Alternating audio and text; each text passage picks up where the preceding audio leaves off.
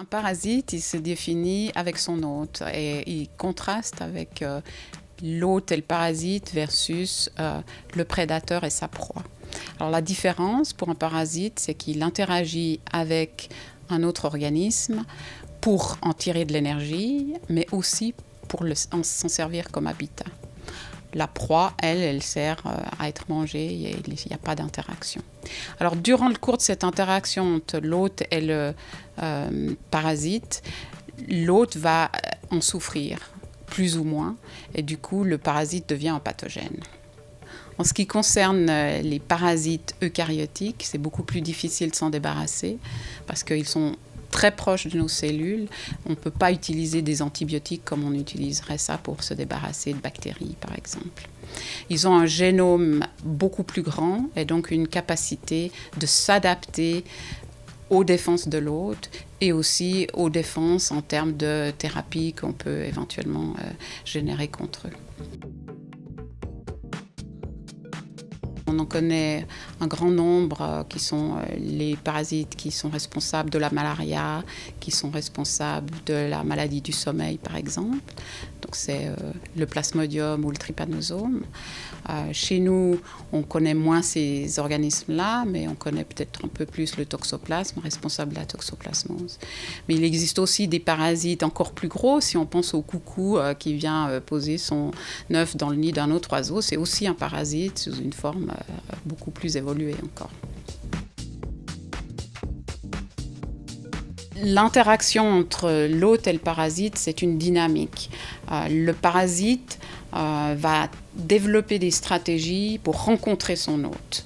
Donc il va y avoir des gènes dans le génome de ce parasite qui vont être nécessaires pour que cette rencontre puisse se faire. Et il y a des rencontres très sophistiquées.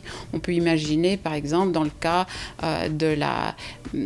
du trématode qui s'appelle la douve du foie, c'est un parasite qui va infecter une fourmi, lui changer son comportement. La fourmi va monter en haut des herbes et le mouton va aller manger ces herbes. Il va se retrouver en contact avec ce trématode qui va finalement infecter le mouton. Donc des gènes de rencontre, il y en a de toutes sortes. Et puis, il y a des gènes pour éviter. Alors la coévolution, c'est quand l'hôte va lui aussi développer des gènes pour s'adapter à ces attaques et pour éviter le pathogène. Alors, un autre exemple d'un hôte qui évite son pathogène, c'est le zèbre. Pourquoi le zèbre est-il zébré ? Alors, on a pensé que le zèbre était zébré, peut-être parce que le lion est myope et il le voit moins bien.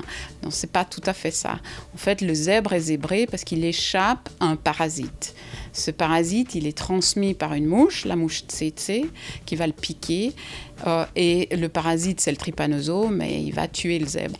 Or, cette mouche voit très très mal les zébrures. Elle ne reconnaît que des zones unies.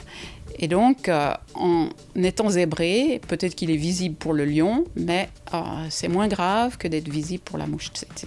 Donc ça, c'est un gène pour échapper au pathogène. Et donc, il y aura toujours ces adaptations entre le pathogène et l'hôte pour développer des stratégies et des gènes qui sont sélectionnés génétiquement au cours de l'évolution pour attaquer et se défendre. Donc les enjeux de la parasitologie aujourd'hui sont multiples, mais un des killers en parasitologie, c'est malaria.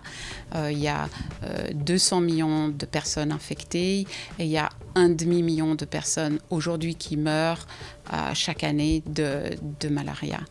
Ce qui veut dire, dans les 10 minutes des discussions qu'on a, il y aura 10 personnes qui seront décédées. Et c'est principalement des enfants entre 1 année et 5 ans. Donc en termes d'impact sur la santé, c'est encore énorme.